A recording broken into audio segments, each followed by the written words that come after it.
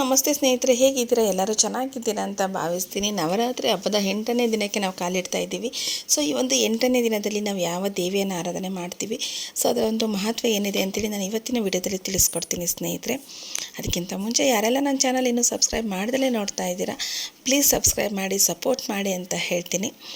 ಹೌದು ಸ್ನೇಹಿತರೆ, ನವರಾತ್ರಿಯ 8ನೇ ದಿನಕ್ಕೆ ನಾವು ಕಾಲಿಡ್ತಾ ಇದ್ದೀವಿ. 8ನೇ ದಿನ ಬಂದು ನಾವು ಮಹಾಗೌರಿಯನ್ನು ಆರಾಧನೆಯನ್ನು ಮಾಡ್ತೀವಿ. ಸೊ ಈ ಒಂದು ಮಹಾಗೌರಿಯ ಬಗ್ಗೆ ತಿಳ್ಕೊಳೋದೇ ಒಂದು ವಿಶೇಷ ಅಂತಲೇ ಹೇಳ್ಬೋದು.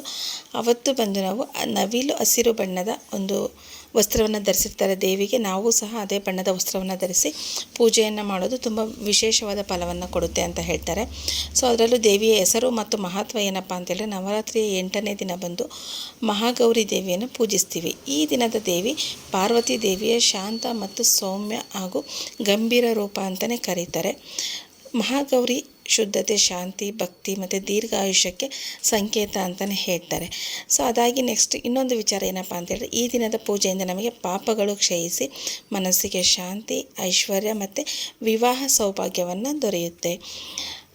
ಯಾರೆಲ್ಲ ನಮಗೆ ತುಂಬ ಮದುವೆ ವಿಳಂಬ ಆಗ್ತಾ ಇದೆ ಅಥವಾ ಕಂಕಣ ಭಾಗ್ಯ ಕೂಡಿ ಬಂದಿಲ್ಲ, ಎಷ್ಟೋ ಪೂಜೆಗಳನ್ನ ಮಾಡಿದ್ದೀವಿ ಅನ್ನೋರಿದ್ದೀರಾ. ಸೊ ಅಂಥವ್ರಿಗೆ ಈ ಒಂದು ನವರಾತ್ರಿಗಳಲ್ಲಿ ಈ ಒಂದು ನವದುರ್ಗಿಯರ ಅವತಾರದಲ್ಲಿ ಪ್ರತಿಯೊಂದು ದಿನವೂ ತುಂಬ ಮುಖ್ಯ ಆಗಿರುತ್ತೆ. ನಾನು ಮೊನ್ನೆನೂ ತಿಳಿಸಿದ್ದೆ ನಿಮಗೆ, ಕಾತ್ಯಾಯಿನಿ ದೇವಿಯನ್ನು ನಾವು ಪೂಜೆ ಮಾಡೋದ್ರಿಂದ ನಮಗೆ ವಿವಾಹದ ಸಮಸ್ಯೆ ನಮಗೆ ನಿವಾರಣೆ ಆಗುತ್ತೆ ಅಂತ. ಸೊ ನಮಗೆ ನಾಳೆನೂ ಅಷ್ಟೇ ನಮಗೆ ನವರಾತ್ರಿ 8ನೇ ದಿನ ಆಗಿರೋದ್ರಿಂದ, ಸೊ ಆವತ್ತು ಬಂದು ನಮಗೆ ವಿವಾಹದಲ್ಲಿ ಏನಾದ್ರೂ ನಮಗೆ ಅಡಚಣೆಗಳಿತ್ತು ಅಂತೇಳಿದರೆ ಈ ಒಂದು ದೇವಿಯನ್ನು ನಾವು ಆರಾಧನೆ ಮಾಡೋದ್ರಿಂದ ಸೊ ನಮಗೆ ಅತಿ ಬೇಗನೆ ನಮಗೆ ಒಂದು ಕಂಕಣ ಭಾಗ್ಯ ಕೂಡು ಬರುತ್ತೆ ಅನ್ನೋದು ಪುರಾಣ ಪುಸ್ತಕದಲ್ಲಿ ಉಲ್ಲೇಖ ಆಗಿದೆ. ಸೊ ಅದೇ ರೀತಿಯಾಗಿ ಈ ಒಂದು ವಿಶೇಷ ದಿನದಲ್ಲಿ ಒಂದು ನಾವು ಯಾವ ಒಂದು ಬಣ್ಣ ತುಂಬ ಶ್ರೇಷ್ಠ ಅಂತ ನೋಡೋದಾದರೆ, ನವಿಲು ಹಸಿರು ಅಂದರೆ ಹಸಿರು ಬಣ್ಣದಲ್ಲೇ ನಮಗೆ ತುಂಬ ವೆರೈಟಿ ಸಿಗುತ್ತೆ. ಅದರಲ್ಲೂ ನವಿಲು ಹಸಿರು ಬಣ್ಣ ಬಂದು ಈ ಒಂದು ನವರಾತ್ರಿಯ ದಿನದ 8ನೇ ದಿನದಲ್ಲಿ ನಮಗೆ ತುಂಬ ಶ್ರೇಷ್ಠ ಬಣ್ಣವಾಗಿದೆ. ಈ ಬಣ್ಣದ ಸಂಕೇತ ಏನಪ್ಪ ಅಂತ ಹೇಳಿದರೆ, ಶಾಂತಿ, ಸುಖ, ಸಮೃದ್ಧಿ ಮತ್ತು ಒಂದು ಹಸಿರು ಅಂದರೆ ಪ್ರಕೃತಿಯ ಸೌಂದರ್ಯ ಆಗಿದೆ. ಸೊ ಈ ಒಂದು ಬಣ್ಣದ ಒಂದು ವಸ್ತ್ರವನ್ನು ಧರಿಸಿ ದೇವಿಗೆ ಅಲಂಕಾರವನ್ನು ಮಾಡಿರ್ತಾರೆ.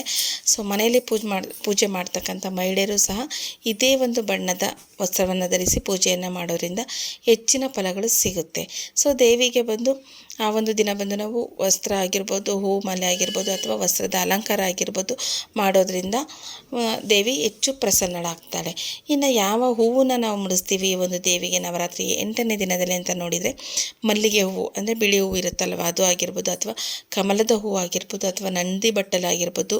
ಸೊ ಈ ಒಂದು ರೀತಿಯ ಹೂಗಳಿಂದ ನಾವು ಈ ಹೂಗಳು ದೇವಿಗೆ ಅದರಲ್ಲೂ ಅತಿ ಹೆಚ್ಚು ಪ್ರಿಯವಾಗಿರ್ತಕ್ಕಂಥ ಹೂಗಳು. ಈ ಹೂಗಳನ್ನು ಮುಡಿಸೋದ್ರಿಂದ ನಮಗೆ ಹೆಚ್ಚು ಫಲ ಸಿಗುತ್ತೆ.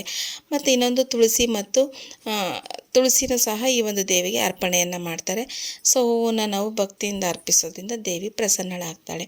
ಇನ್ನು ನೈವೇದ್ಯ ಅಂತ ಬಂದರೆ, ನಾವು ಪ್ರತಿದಿನವೂ ಬೇರೆ ಬೇರೆ ನೈವೇದ್ಯಗಳನ್ನ ಆ ಒಂದು ದೇವರಿಗೆ ಯಾವುದು ಶ್ರೇಷ್ಠ, ಯಾವುದು ಪ್ರಿಯವಾಗಿರುತ್ತೋ ಆ ಒಂದು ನೈವೇದ್ಯವನ್ನು ಮಾಡಿಕೊಂಡೇ ಬಂದಿದ್ದೀವಿ. ಸೊ ಈ ಒಂದು 8ನೇ ದಿನದಲ್ಲಿ ಮಹಾಗೌರಿಗೆ ಬಂದು ಶೇಂಗಾ ಲಾಡು ಅಥವಾ ಕಡಲೆಕಾಯಿ ಅಂತ ಏನು ಹೇಳ್ತೀವಲ್ವ, ಅದರಿಂದ ಆಗಿರ್ಬೋದು ಅಥವಾ ಬೆಲ್ಲದಿಂದ ಅಥವಾ ತಂಬಿಟ್ಟು ಪಾಯಸ, ಈ ಥರದ ಒಂದು ಹಾಲು ಹಣ್ಣು, ಈ ಥರದ ಒಂದು ನೈವೇದ್ಯವನ್ನು ನಾವು ದೇವಿಗೆ ಸಮರ್ಪಣೆಯನ್ನು ಮಾಡ್ತೀವಿ. ಇನ್ನು ಪೂಜಾ ಸಮಯ ಅಂತ ನೋಡೋದಾದರೆ, ನವರಾತ್ರಿಯ 8ನೇ ದಿನ ಬಂದು ಅಷ್ಟಮಿ ಇದೆ. ಆವತ್ತು ಬಂದು ನಮಗೆ ಬ್ರಾಹ್ಮಿ ಮುಹೂರ್ತ ತುಂಬ ಶ್ರೇಷ್ಠವಾದ ಮುಹೂರ್ತ ಆಗಿದೆ. 4:15 ನಮಗೆ 6 ಗಂಟೆಯ ಒಳಗೆ, ಅಂದರೆ ಸೂರ್ಯ ಉದಯ ಆಗೋದಕ್ಕಿಂತ ಮುಂಚೆ ನಾವು ಪೂಜೆ ಮಾಡ್ತೀವಲ್ವ, ಅದನ್ನು ನಾವು ಬ್ರಾಹ್ಮಿ ಮುಹೂರ್ತ ಅಂತ ಕರಿತೀವಿ. ಆ ಒಂದು ಮುಹೂರ್ತದಲ್ಲಿ ತುಂಬ ಶ್ರೇಷ್ಠವಾದ ಸಮಯ ನಮಗೆ ಸಿಗುತ್ತೆ. ಸೊ ನಾವು ಆ ಒಂದು ಮುಹೂರ್ತದಲ್ಲಿ ನಾವು ಪೂಜೆಯನ್ನು ಮಾಡೋದ್ರಿಂದ ನಮಗೆ ಅತಿ ಹೆಚ್ಚು ಫಲಗಳು ಲಭಿಸುತ್ತೆ. ಅದನ್ನು ಬಿಟ್ಟರೆ ನಮಗೆ ಇನ್ನು ಮಧ್ಯಾಹ್ನ ಅಷ್ಟಮಿಯ ಪೂಜೆಗೆ ಮಧ್ಯಾಹ್ನ ಅಂದರೆ ನಮಗೊಂದು 10:30ಯಿಂದ 12 ಗಂಟೆಯ ಸಮಯದಲ್ಲಿ ಉತ್ತಮ ಸಮಯ ಸಿಗುತ್ತೆ.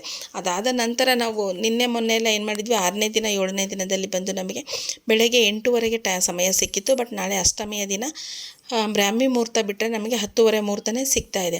ಅದಾದಮೇಲೆ ನಾಳೆ ದಿನ ಯಾರೂ ತಪ್ಪದೆ ಮರಿಬೇಡಿ. ಇನ್ನೊಂದು ವಿಚಾರ ಏನಪ್ಪ ಅಂತಂದರೆ, ದೀಪಾರಾಧನೆ. ಅಷ್ಟಮಿ ಇರೋದ್ರಿಂದ ನಾವು ನಾಳೆ ಸಂಜೆ 6 ಗಂಟೆಯಿಂದ 7:30ವರೆಗೆ ದೀಪಾರಾಧನೆ ಮಾಡೋದ್ರಿಂದ ಸೊ ದೇವಿ ಪ್ರಸನ್ನಳಾಗ್ತಾಳೆ. ಈ ಒಂದು ಪೂಜಾ ಸಮಯವನ್ನು ನೆನಪಲ್ಲಿಟ್ಕೊಂಡು ಸೊ ಈ ಒಂದು ಪೂಜಾ ವಿಧಾನವನ್ನು ಅನುಸರಿಸಿ ದೇವಿಗೆ ಅಲಂಕಾರವನ್ನು ಮಾಡಿ ಹೂವು ಪ್ರಸಾದವನ್ನು ಅರ್ಪಣೆ ಮಾಡೋದ್ರಿಂದ ಸೊ ನಮಗೆ ದೇವಿಯ ಒಂದು ಅತಿ ಹೆಚ್ಚು ಏನಂತ ಹೇಳಿ ಒಂದು ಪೂಜಾ ವಿಧಾನವನ್ನು ಅನುಸರಿಸಿ ನಾವು ದೇವಿಗೆ ಪೂಜೆಯನ್ನು ಮಾಡೋದ್ರಿಂದ ದೇವಿ ಹೆಚ್ಚು ಪ್ರಸನ್ನಳಾಗ್ತಾಳೆ ಅನ್ನೋದು ನಮ್ಮ ಒಂದು ಪ್ರತೀಕ ಆಗಿದೆ. ಇದು ಪುರಾಣ ಪುಸ್ತಕದಲ್ಲೂ ಉಲ್ಲೇಖ ಆಗಿದೆ. ಸೊ ಇದು ಒಂದು ನವರಾತ್ರಿ 8ನೇ ದಿನದ ಒಂದು ವಿಶೇಷ ಮಹತ್ವ ಆಗಿದೆ ಸ್ನೇಹಿತರೆ. ಯಾರೆಲ್ಲ ನನ್ನ ಚಾನಲ್ನ ನೋಡಿದ್ದೀರೋ ಸೊ ಇದೇ ರೀತಿಯ ಹೆಚ್ಚಿನ ವಿಡಿಯೋಗಳಿಗೆ ನನ್ನ ಚಾನಲ್ನ ಫಾಲೋ ಮಾಡಿ ಸಬ್ಸ್ಕ್ರೈಬ್ ಮಾಡ್ಕೊಳ್ಳಿ ಅಂತ ಹೇಳ್ತೀನಿ. ಸೊ ಸಬ್ಸ್ಕ್ರೈಬ್ ಮಾಡ್ದಲ್ಲೇ ಯಾರಾದರೂ ನೋಡ್ತಾ ಇದ್ದರೆ ದಯವಿಟ್ಟು ಸಬ್ಸ್ಕ್ರೈಬ್ ಮಾಡ್ಕೊಳ್ಳಿ ಅಂತ ಹೇಳ್ತೀನಿ. ಥ್ಯಾಂಕ್ ಯು ಎಲ್ಲರಿಗೂ.